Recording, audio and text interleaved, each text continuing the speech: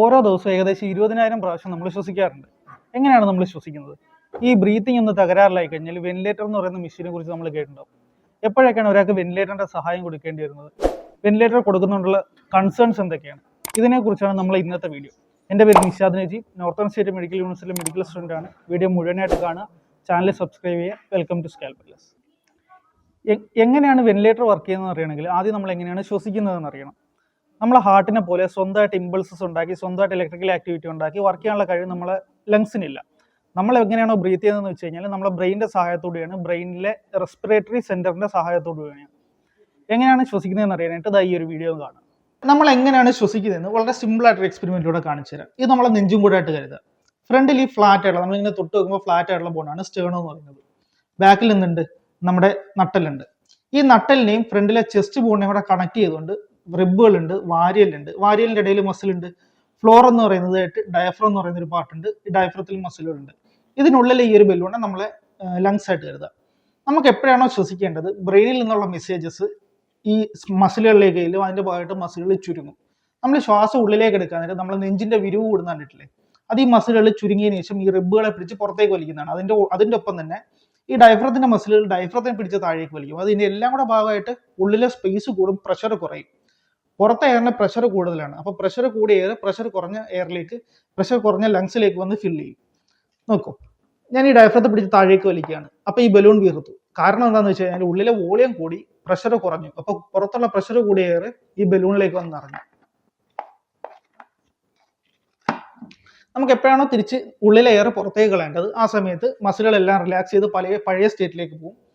ഉള്ളിലെ എയറിന് തള്ളി പുറത്തേക്ക് വിടും.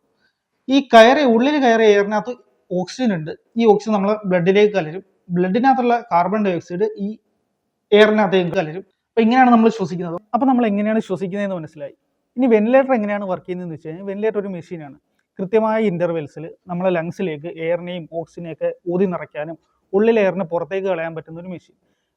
വെന്റിലേറ്ററിന്റെ കൃത്യമായിട്ടുള്ള മെക്കാനിക്സോ അതിന്റെ ഫിസിക്സോ ഒന്നും പറയേണ്ട കാര്യമില്ല. കമ്പ്യൂട്ടറിന്റെ സഹായത്തോടു കൂടി വർക്ക് ചെയ്യുന്ന മെഷീൻസ് ആണ്. ഫിൽറ്റേഴ്സ് നമ്മളെ ഡസ്റ്റിനെയും ബാക്ടീരിയയും അല്ലെങ്കിൽ ഇൻഫെക്ഷ്യസ് ആയിട്ടുള്ള ഓർഗാനിസത്തിനെയൊക്കെ ഫിൽറ്റർ ചെയ്യാനുള്ള ഫിൽറ്റേഴ്സ് ഉണ്ട്. ഓക്സിജൻ കണക്ട് ചെയ്യാനുള്ള പോർട്സ് ഉണ്ട്. ഓക്സിജന്റെ അളവും കാർബൺ ഡൈ ഓക്സൈഡ് ഒക്കെ അറിയാനായിട്ട് സ്പെസിഫിക് സെൻസേഴ്സ് ഉണ്ട്. ബാറ്ററി ബാക്കപ്പ്, ഇതെല്ലാം കൂടിയുള്ള ഒരു അഡ്വാൻസ്ഡ് സിസ്റ്റമാണ് വെന്റിലേറ്റർ എന്ന് പറയുന്നത്. എല്ലാ ഹോസ്പിറ്റലുകൾക്കും വെന്റിലേറ്റർ അഫോർഡ് ചെയ്യാൻ പറ്റണമെന്നില്ല. പല രീതിയിലുള്ള വെന്റിലേറ്റേഴ്സ് ഉണ്ട്.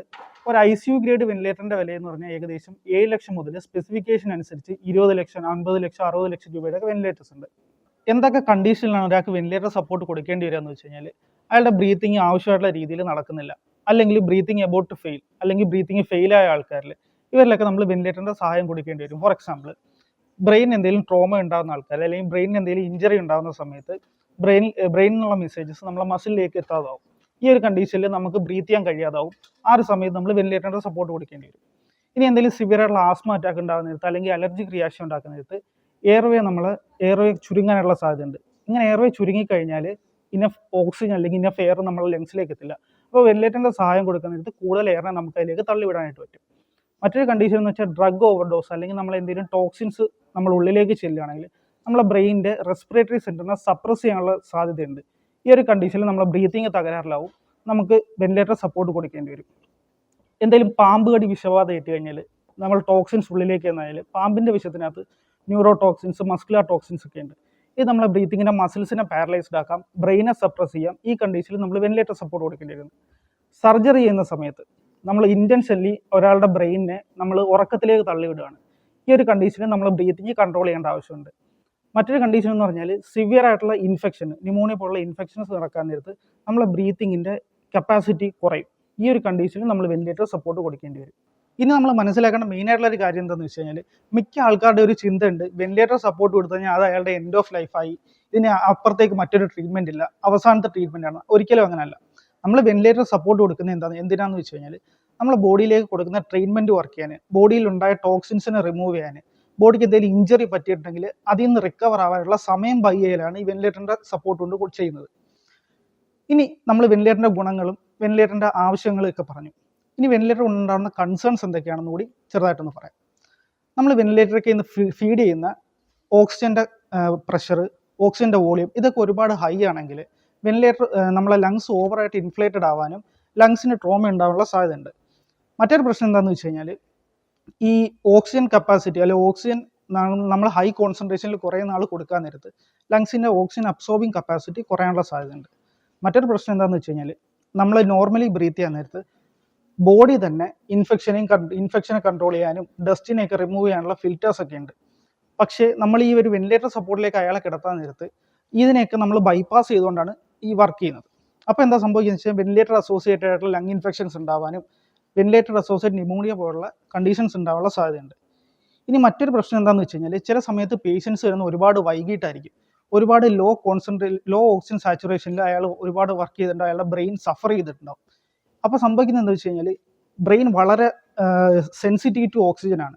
അതായത് ഏകദേശം 4-5 മിനിറ്റ് ഓക്സിജൻ്റെ ലോ കോൺസെൻട്രേഷനിൽ ബ്രെയിൻ സഫർ ചെയ്ത് കഴിഞ്ഞാൽ ബ്രെയിൻ്റെ ടിഷ്യൂസിന് പെർമനൻറ്റ് ഡാമേജ്, പെർമനൻറ്റ് ഡെത്ത് ഒക്കെ ഉണ്ടാവാനുള്ള സാധ്യതയുണ്ട്. അപ്പം നമ്മൾ വെന്റിലേറ്റർ സപ്പോർട്ട് കൊടുക്കാൻ നേരത്ത് ഫർദർ ഡാമേജിനെ നമുക്ക് പ്രിവെൻറ്റ് ചെയ്യാനായിട്ട് പറ്റിയേക്കാം. പക്ഷേ ഓൾറെഡി ഉണ്ടായ ഡാമേജ് കൊണ്ട് ചിലപ്പോൾ പേഷ്യൻസ് കോമയിലേക്കോ അല്ലെങ്കിൽ ശരീരം തളർന്നു പോകുന്ന അവസ്ഥയിലേക്കോ സംസാരിക്കാനുള്ള ബുദ്ധിമുട്ടുകളിലേക്ക് ഉണ്ടാവാം. പിന്നെ നമ്മൾ ട്രീറ്റ്മെൻറ്റ് കൊടുക്കുന്നതനുസരിച്ച് പേഷ്യൻറ്റ് റിക്കവർ ആയി വരാം. എന്നാലും ഒരു ഡാമേജിന് നമുക്ക് റിക്കവർ ചെയ്യാന്നുള്ളത് വളരെ ഇമ്പോസിബിൾ ആയിട്ടുള്ളൊരു കാര്യമാണ്, ഏകദേശം ഇമ്പോസിബിൾ ആയിട്ടുള്ളൊരു കാര്യമാണ്. ഒരു പേഷ്യൻറ്റിന് ഡോക്ടർ വെന്റിലേറ്റർ സപ്പോർട്ട് കൊടുക്കാനായിട്ട് ഈ റിസ്കുകളെല്ലാം മുൻകൂട്ടി കണ്ടുകൊണ്ടാണ് വെന്റിലേറ്റർ സപ്പോർട്ട് കൊടുക്കുന്നത്. മാത്രമല്ല വെന്റിലേറ്റർ സപ്പോർട്ടുള്ള ഒരു പേഷ്യൻറ്റിനെ കണ്ടിന്യൂസ് ആയിട്ട് കെയർ ചെയ്യുകയും കണ്ടിന്യൂസ് ആയിട്ട് ടെസ്റ്റുകൾ ചെയ്യുകയൊക്കെ ചെയ്യുന്നത് കൊണ്ടും ഈ വെന്റിലേറ്റർ സപ്പോർട്ട് കൊടുക്കുന്ന ഡോക്ടേഴ്സും നേഴ്സസും ഒക്കെ ഹൈലി സ്കിൽഡ് ആയിട്ടുള്ളത് കൊണ്ടും വളരെ നല്ല രീതിയിൽ ഈ ഒരു റിസ്കുകളൊക്കെ നമുക്ക് മാനേജ് ചെയ്യാനും ഒഴിവാക്കാനും പറ്റുന്നുണ്ട്. അപ്പോൾ നമ്മൾ വെന്റിലേറ്ററിൻ്റെ ഗുണങ്ങളും വെന്റിലേറ്റർ എപ്പോഴൊക്കെയാണ് കൊടുക്കേണ്ടി വരിക എന്നൊക്കെ കാര്യങ്ങൾ പറഞ്ഞു. ഈ വീഡിയോ നിങ്ങൾക്ക് എന്തെങ്കിലുമൊക്കെ അറിവുകൾ കിട്ടിയിട്ടുണ്ടെങ്കിൽ ചാനൽ സബ്സ്ക്രൈബ് ചെയ്യുക, ഇഷ്ടപ്പെട്ടെങ്കിൽ വീഡിയോ ലൈക്ക് ചെയ്യുക, ഇഷ്ടപ്പെട്ടില്ലെങ്കിൽ ഡിസ്ലൈക്ക് ചെയ്യുക. Until next time, bye. Thank U.